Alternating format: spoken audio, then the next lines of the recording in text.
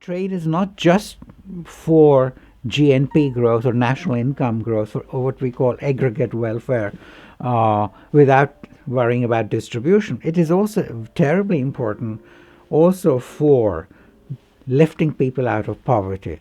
There's just two steps in the argument. One is that free trade, as part of a package of policies which rely on markets and avoiding excessive interference with the markets, excessive proliferation of the public sector, which doesn't use profit motive at all in most cases. All of that, the package of liberal reforms which developing countries have had, lifted the rate of growth enormously.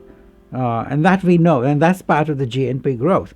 But the second step of the argument for the poor is that when you have a growing economy, it really pulls people out of poverty by providing more employment.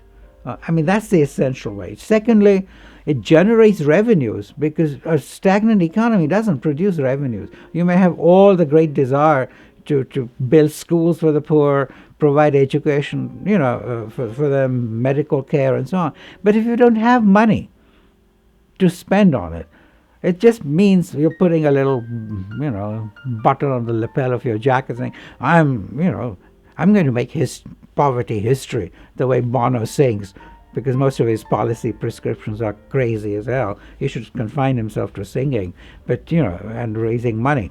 But essentially, he doesn't understand things like trade.